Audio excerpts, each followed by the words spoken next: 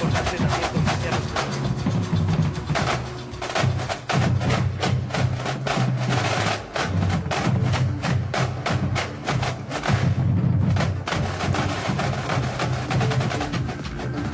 ¿Qué tal? Muy buenas noches, bienvenidos de nuevo a este análisis especial, con un horario especial, y es que se acerca nuestra primera cita con las urnas, el 28 de abril, esas elecciones generales, y hoy vamos a analizar las claves previas y muy pendientes de este debate a 4 que arranca a las 10 de la noche, pero antes de nada, José Enrique Pardo, Pepe Aroca, buenas noches, bienvenidos. Buenas noches. Buenas noches. Sobre la bocina habéis llegado hoy, ¿eh? Sobre la bocina. Enseguida hablamos con ellos, ya ven a mi compañera Mariola, porque nos va a echar un cable para descubrir esas claves, porque, como decimos, son muchas las cuestiones que hay que poner sobre la mesa. Una es, ¿realmente a quién votamos? Podemos pensar que a la persona que luego va a ocupar la Moncloa, pero eso ya viene después. Entonces, ¿qué elegimos ese 28 de abril? Bien, pues esa pregunta es la que digo que mi compañera Mariola Benito, buenas noches, nos va a ayudar a resolver.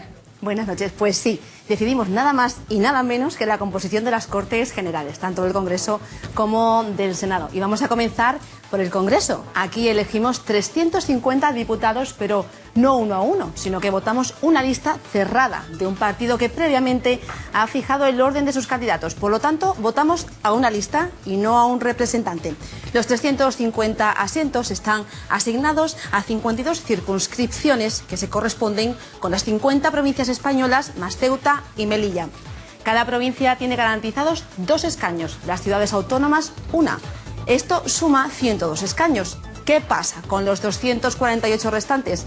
Pues que se reparten mediante el método DONT, una fórmula electoral que asigna a Extremadura 10 representantes, 6 por Badajoz y 4 diputados por Cáceres. Y una vez constituido el Congreso, son los parlamentarios los que eligen a uno de sus diputados como presidente del Gobierno.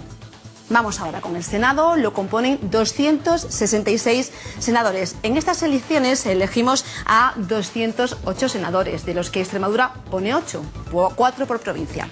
Los 58 restantes los designan los parlamentos autonómicos. El extremeño elegirá 2. A diferencia del Congreso, aquí las listas son abiertas. Es decir, que en nuestra papeleta color salmón pondremos una cruz junto al representante político que queramos.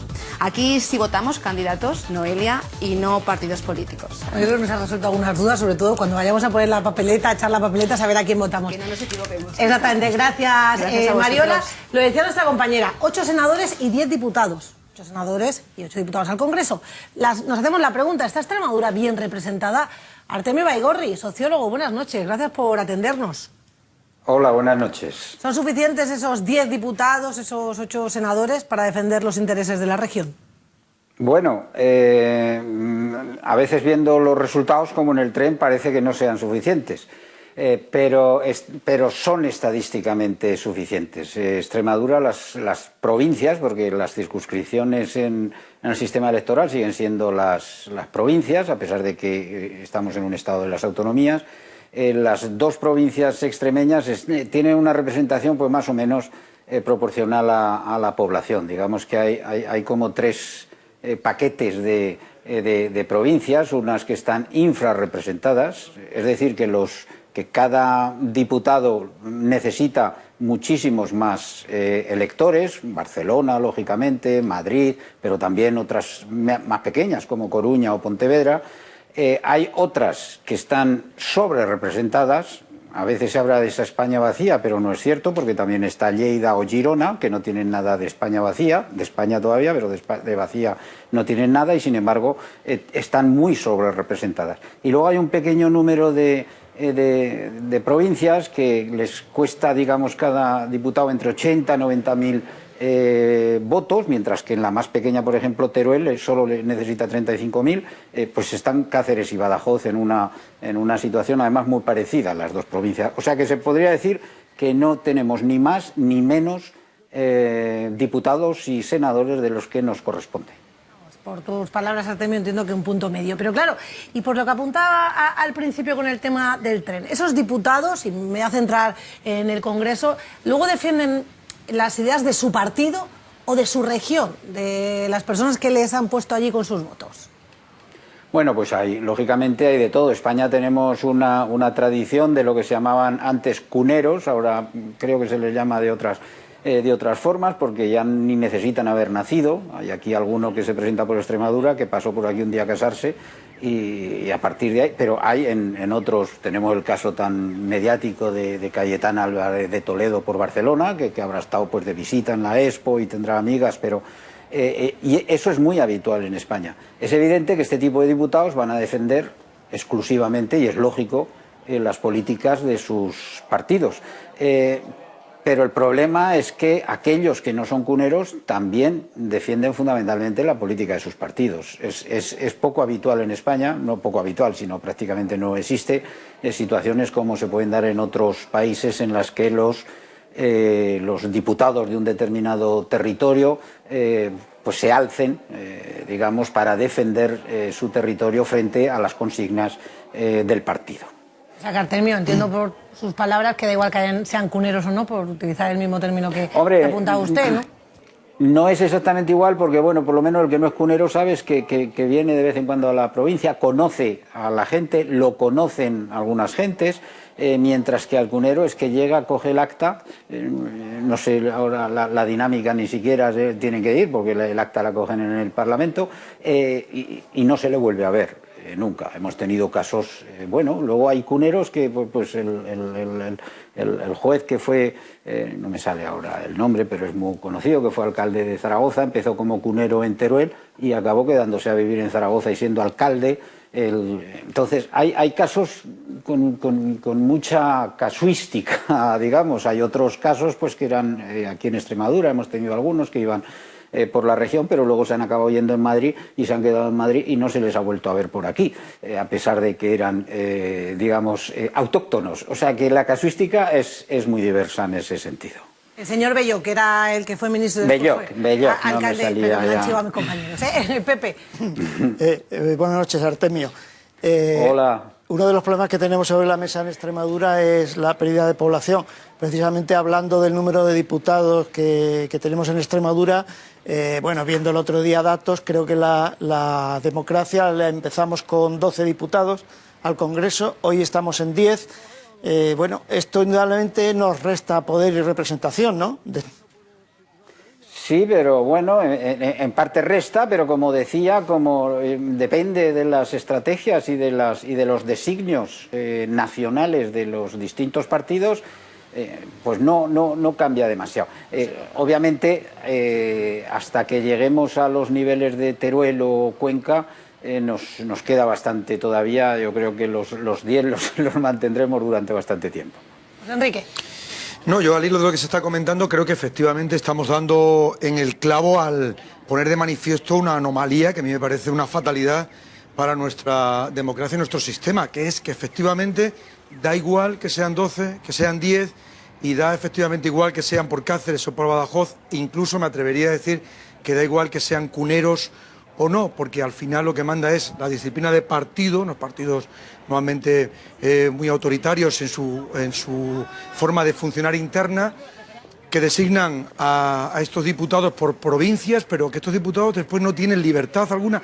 Es verdad que si son de la provincia conocen algún problema, pero después se encuentran con la disciplina de partido, no pueden votar en contra del partido, no pueden votar en contra de sus compañeros de la otra provincia, en la que a lo mejor tienen intereses enfrentados, y finalmente uno tiene la sensación de que podríamos tener a uno en lugar de a 4 por provincia, porque va a votar igual o incluso a 1 por grupo parlamentario. Estoy desde luego exagerando, pero con la disciplina de voto a lo mejor con 1 solo bastaría, porque siempre votan todos en masa y efectivamente no hay, como otros países, esa libertad de los diputados que para defender los intereses de su provincia y de sus electores se enfrentan incluso a los órganos de su partido. Entonces mi pregunta es si eso tiene visos de cambiar o tenemos que permanecer siempre así, si no va a haber algún día en España una reforma que acabe con eso. Oye, yo creo que una reforma en España electoral está pendiente y yo creo que se va a hacer ya. Está pendiente además por razones, porque el sistema electoral nuestro que deriva de la Constitución pues tiene 40 años, han cambiado muchas cosas, sabemos ahora mucho que no se sabía entonces. Bueno, pues podía ser que Fraga hubiera estado de embajador en Londres y que no sé qué fuese catedrático de ciencia política, pero en realidad había bastante ignorancia política incluso en las élites, entre las élites en España en los años 70. Yo creo que la experiencia, el conocimiento, ahora tenemos unos politólogos expertísimos que entonces eso claro que tienen que cambiar muchas cosas. Están los cambios que quieren los partidos según cuáles sean sus intereses. Pues bueno, Ciudadanos y Podemos, pues cuando eran muy minoritarios, pues querían cambiar la representación en un sentido. Si ahora subiera, pues se lo replantearían. O sea, esos son un tipo de reformas de las que más se habla, pero que responden a intereses partidarios, pero están otras más importantes. La gente de entre 16 o 15 años y 18 tienen que votar, pueden hacer casi todo menos votar. Se dice, bueno, pero tampoco pueden hacer otras cosas. Pero bueno, tenemos gente muy mayor que tampoco es que tenga ya muchas condiciones para decidir o analizar y tiene derecho a voto. El sistema que tenemos para que los emigrantes, que tenemos cada vez más y además es gente muy cualificada y además suele ser la gente más crítica, curiosamente, no me extraña que en los últimos años se haya dificultado cada vez más. Tenemos un sistema infernal para que los emigrantes no voten en realidad. O sea, hay muchas cosas. El tema de las circunscripciones, pues claro que hay que revisarlo. Yo creo que tiene que haber pero tiene que ser una revisión en función, eso, no de los intereses partidarios concretos, sino de, bueno, qué pasa con esa España vacía o no vacía. Tiene que tener una sobrerepresentación o no. El sistema tiene que haber segunda vuelta o no segunda vuelta, un sistema más mayoritario. O sea, yo creo que sí que necesita el sistema electoral español una profunda reforma. Artemio apuntaba algunas de esas modificaciones que se pueden dar o cambios, ¿no?, en la ley electoral, y uno de ellos es precisamente el que se ha oído o se ha estado oyendo hace mucho tiempo, lo apuntaba usted, Ciudadanos y Podemos lo llevaron incluso en sus programas electorales, lo de que cada voto cuente igual, votemos en Soria, en Cáceres o en Barcelona. ¿Eso usted cree que beneficiaría a comunidades como la nuestra o no? ¿O sería dar esa sobrerepresentación a otras provincias? Como decía, nuestra representación está más o menos proporcional. El sistema en realidad lo que plantean es la circunscripción única. Eso es lo que podemos llamar la democracia estadística, ¿no? Cada hombre un voto y el voto de cada hombre o mujer valen exactamente lo mismo. Bueno, eso a lo mejor puede ser estadísticamente más democrático, pero a lo mejor es menos equitativo, porque lógicamente hay, bueno, los avances, grandes avances de la democracia se producen en el ámbito de la equidad, es decir, de que aquellos que menos pueden, pues estén de alguna manera favorecidos para que puedan. Entonces, en ese sentido, bueno, puede parecer más justo el sistema de circunscripción única, pero luego. Yo el otro día hacía unas cuentas que no me había parado nunca, curiosas. Digamos, todo el voto, lo que podemos llamar el voto inútil, todos los que no llegan al 3% y que por tanto no consiguen escaño. Es decir, haciendo la suma total como circunscripción única, pues resulta que sumándolos todos desde el PACMA en las anteriores elecciones, que es el primero que desde luego tiene más votos que varios partidos nacionalistas, que tienen varios diputados, a nivel nacional, sumados todos, tampoco llegarían al 3%. Curiosamente, es todo ese magma de partidos, partidillos, etcétera. Sí que es cierto que que hay partidos, pues bueno, tradicionalmente Izquierda Unida ha sido el partido más perjudicado. Partidos que, digamos, tienen votos en todo el territorio nacional, pero tienen pocos votos en todo el territorio nacional, con lo cual no tienen acceso apenas a diputados en ninguna de esas circunscripciones. Esos más pequeños, más minoritarios, con la circunscripción única, pues por supuesto que ganarían, pero no cambiarían mucho la situación. Yo creo que son más las reformas y de más calado que tienen que hacerse. No esa es la única opción. Vamos a continuar con más claves y vamos a hablar de las encuestas. Hoy es el último día para publicarlas y hoy vamos a analizar dos. Vamos a comenzar con el grupo Vocento. Otorga entre 134 y 139 escaños al PSOE, ya lo están viendo, el PP se movería en una horquilla de entre 81 y 86, entre 42 y 44 serán los diputados que conseguiría Ciudadanos, y el sondeo le da 27 a Unidas Podemos, entre 30 y 32 a Vox y 29 escaños al resto de formaciones. Ahora esta es la encuesta que publica La Razón, que otorga entre 116 y 118 escaños a los socialistas. El PP conseguiría unos 100, Ciudadanos 50, Unidas Podemos entre 34 y 38 y Vox unos 14.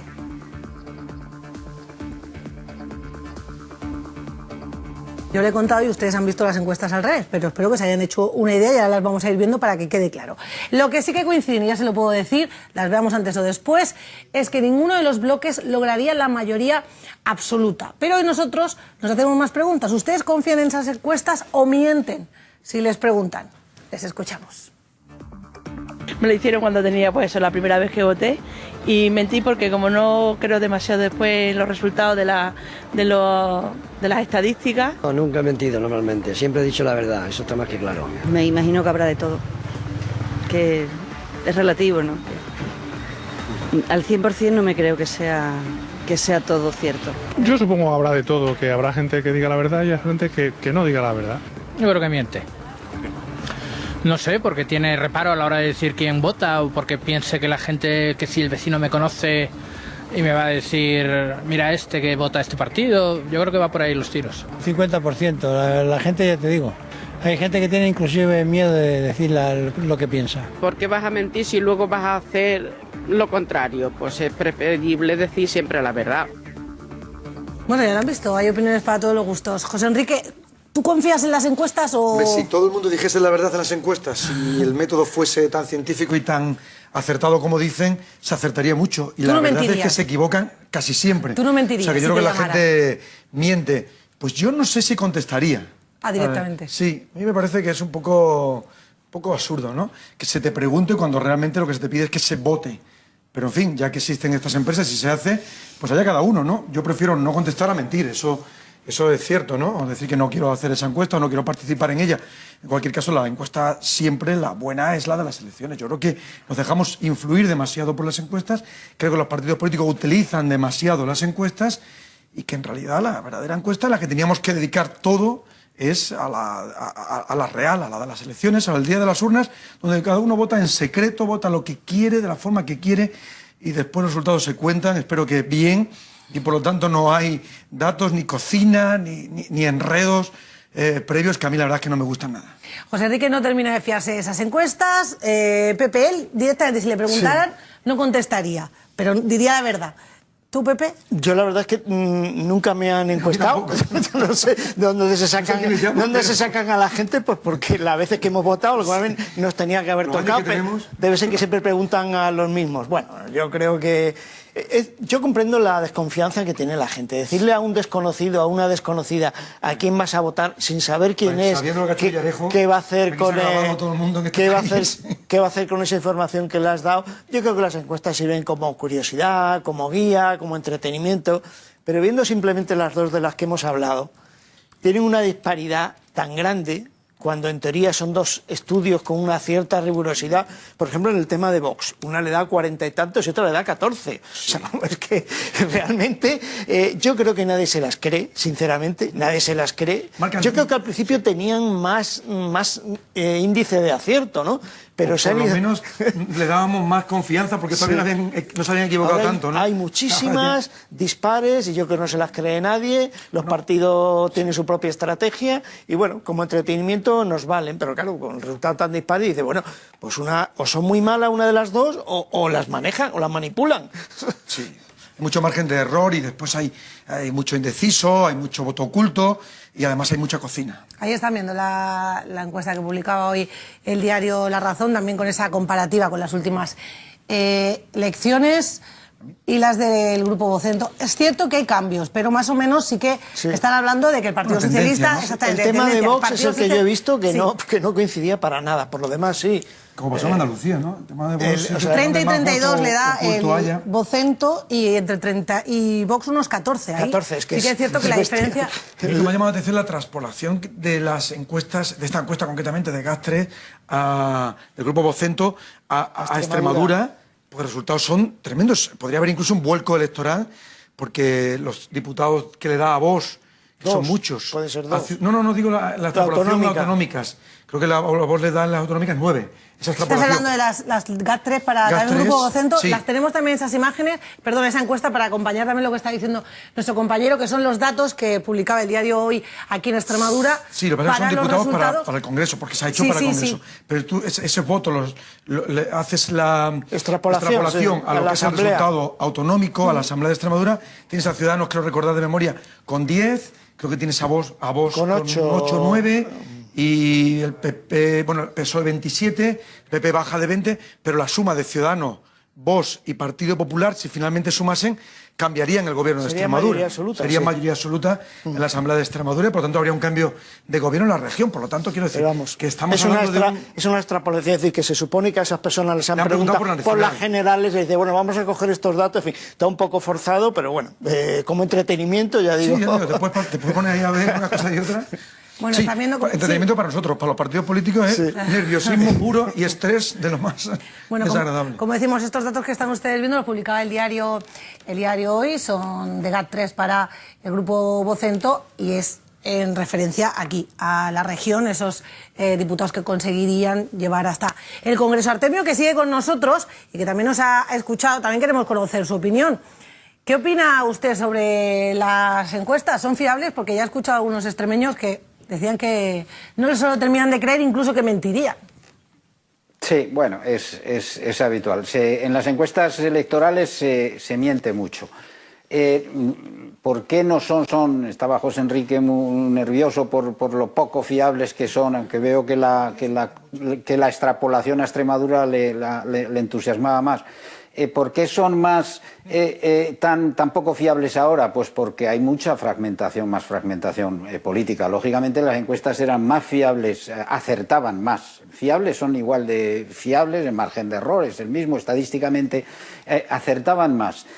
Hace 20, 30 años, ¿por qué? Pues porque en realidad eran muy pocos menos partidos en liza. Cuanto más fragmentado es, el margen de error se dispara a medida que los segmentos de la población los vamos multiplicando.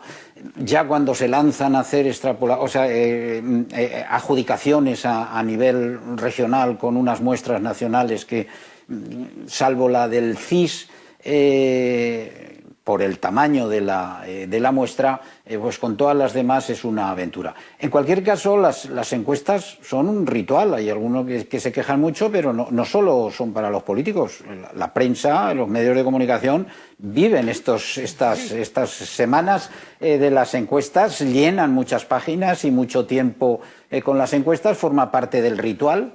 No dejan, las elecciones no dejan de ser un ritual, como los rituales religiosos. Acabamos de pasar la Semana Santa, que tienen sus normas, sus celebraciones, etcétera, y las encuestas forman parte de ese ritual que anima un poco la cosa. Le sirven a los partidos, efectivamente, muchas de esas están a los partidos o a los grupos de interés que están apoyando a unos o a otros partidos. ¿Les ayuda? ¿Les influye todas estas encuestas? A los indecisos les ayuda a percibir quién es el caballo ganador, porque muchos de los indecisos en realidad no están indecisos porque no tengan claro a quién votar, sino porque hay mucha gente, digamos, que van a caballo ganador, como en todo en la sociedad, y en el caso de las elecciones pues hay mucha gente que está apurando hasta ver quién está seguro que puede ser, porque bueno, uno tiende a querer estar con los ganadores, aunque eso sea una forma un poco ridícula. Me disculpa que le interrumpa, simplemente para decir a todos los que nos estén viendo, que están viendo ustedes al lado de Artemio y de mí en este caso, la imagen en directo que nos está llegando desde Televisión Española, que nos envía esa señal, y son los preparativos para ese debate entre los 4 candidatos de PSOE, de Partido Popular, de Unidas Podemos y de Ciudadanos. Bueno, ahora se han ido esas rayas, pero no se preocupen, que enseguida va a volver esa señal. Recordarles que ese debate lo van a poder seguir aquí en directo conforme nosotros nos callemos, ¿vale? Entonces ustedes no se muevan, seguimos con este análisis nosotros. Y Artemio, ¿sirven los debates? ¿Van a convencer a esos indecisos con lo que vayan a escuchar ahora en 10 minutitos? Bueno, es otro ritual más, son esos rituales que ayudan a que la democracia, el sistema funcione. Lo mismo, yo creo que los debates pues vienen bien para los muy convencidos, porque se dan un masaje, ven a su líder machacando, atacando a los otros. Es muy improbable que alguien decida por puede haber un tema concreto que no haya visto en los programas electorales, pero más o menos los grandes temas están ahí, la gente sabe básicamente. Puede que a alguien le caiga mejor o peor cómo se comporta uno de los líderes, a veces puede ser fundamentalmente esos aspectos más estéticos incluso o de personalidad que reflejen lo que puede que algún indeciso le termine de decidir, pero no creo que eso cambie mucho más. Yo creo que, me parece que hoy acaban, es el último día de encuestas. Esas encuestas yo creo que sí que sirven más para que esos indecisos pues se terminen de decidir. Y luego pues hay mucha gente que llega indecisa a la propia mesa. Hay mucha gente que llega indecisa a la propia mesa y al final suelen hacer una elección casi, digamos, irracional. Es un impulso el que hace. Con lo cual, lógicamente, hay una parte importante de los votantes de los que no podemos prever de ninguna manera su comportamiento, y eso hace que sea muy difícil. Es que es muy difícil acertar, con una encuesta es muy difícil acertar, con una encuesta electoral es mucho más difícil acertar. Como estamos a minutos de que arranque ese debate y tenemos que irnos en punto, os pido a todos pregunta y respuesta, por favor, brevedad. José Enrique. Bueno, yo me fío más de los debates que de las encuestas. Insisto en que de las encuestas no me fío para nada el resultado que den, y precisamente ponía el ejemplo de esa extrapolación a lo autonómico y de ese vuelco en el gobierno, de lo disparatado, de lo aventurado que puede llegar a ser una encuesta que para mí efectivamente es un instrumento que utilizan los partidos políticos para convencer a los suyos e intentar pescar en aguas revueltas. Y desde luego yo... ¿Los partidos o los grupos de comunicación? O los grupos de comunicación. ¿Y los grupos de comunicación? Están llegando las imágenes de la llegada de los candidatos a Radio Televisión Española. Nosotros seguimos con el debate, luego, pero para que lo sepa la gente. Compararía con muchos rituales las encuestas, pero no lo compararía nunca con la Semana Santa que acabamos de pasar. Yo creo que comparar los debates y las encuestas con la Semana Santa como exageración también me parece a lo mejor un análisis interesante, pero luego no tiene nada que ver. Ahora, en cuanto a los debates, yo creo que efectivamente un error en el debate y un acierto importante puede cambiar a mucha gente el voto, puede, sobre todo a los indecisos, e incluso cambiar el voto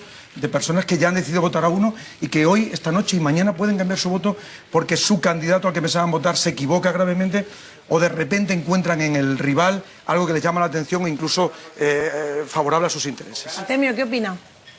Sí, bueno, lo que decía que lo de Semana Santa, estoy hablando de categorías y de tipologías. Cuando hablamos de tipologías es exactamente igual hablar de un rito religioso que de un rito cívico, que de cualquier otro rito. Son elementos constitutivos analíticos. De los debates, efectivamente, o sea, puede haber quien no modifique, porque modificar el voto es muy difícil. De esos indecisos, pues le puede caer mejor.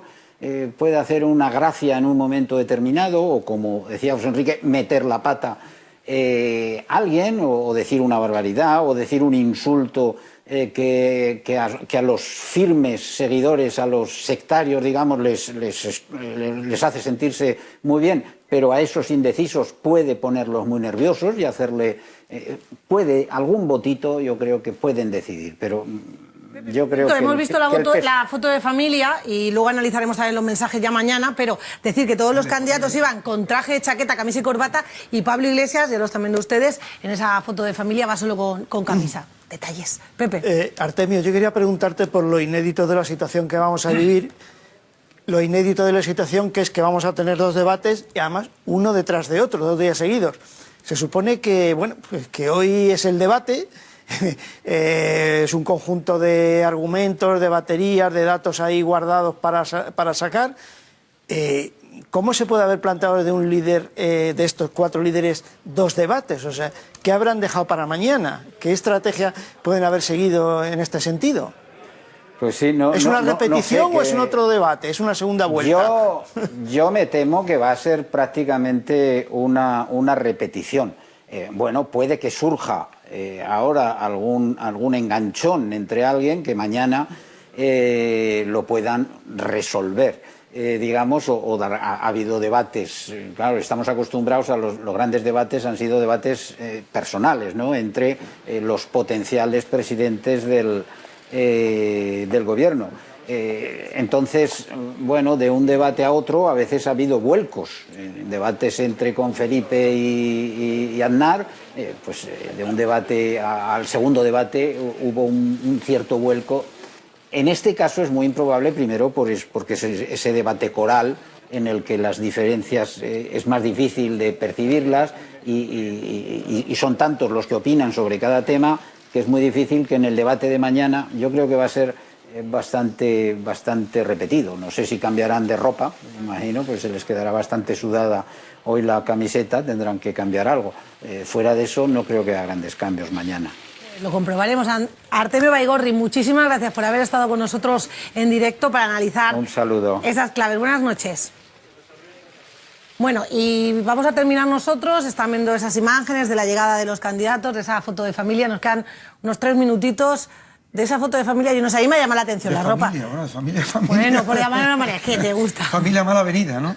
¿Qué esperas tú del debate, José Enrique? Hombre, a mí me encantaría que fuese un debate constructivo, que no se insultase, que se respetasen los turnos y que nos indicasen con argumentos y sobre todo con verdad lo que van a hacer, porque yo creo que nos van a mentir como casi siempre y no nos van a decir lo que realmente van a hacer. Y sobre todo, me encantaría saber con quiénes van a pactar, porque si efectivamente, como parece, no de las encuestas, sino de la tendencia electoral de otros comicios, no va a haber mayorías absolutas en estas elecciones, qué mínimo que los electores sepamos de verdad con quién van a pactar cada uno. Pepe. Yo a mí me gustaría un poco en esta línea, ¿no?, que confrontaran sobre 5 o 6 grandes temas, cuál es la propuesta concreta de cada cual, pero me temo que no va a ser así, porque yo creo que tiene cada uno hecho un guión, pero luego el debate los llevará por otro, bueno, ¿no? Iván Redondo y compañeros. Se tendrán que salir además, por ejemplo, me han dicho de Pedro Sánchez que es una persona que suele ser más pasional de lo que se cree y que se suele salir de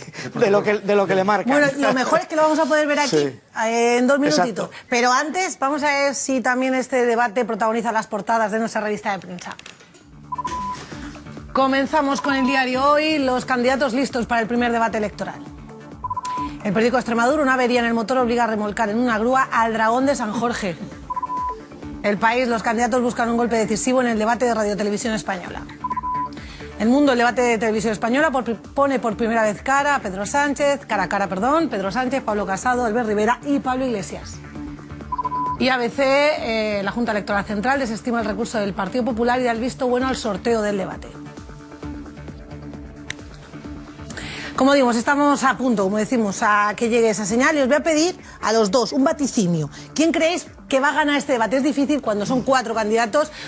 ¿Quién creéis que va a estar más acertado? Mañana puede ser la reválida, pero hoy ¿quién esperáis más de quién? Iba a decir el Dragón de San Jorge. No me encanta lo de la grúa.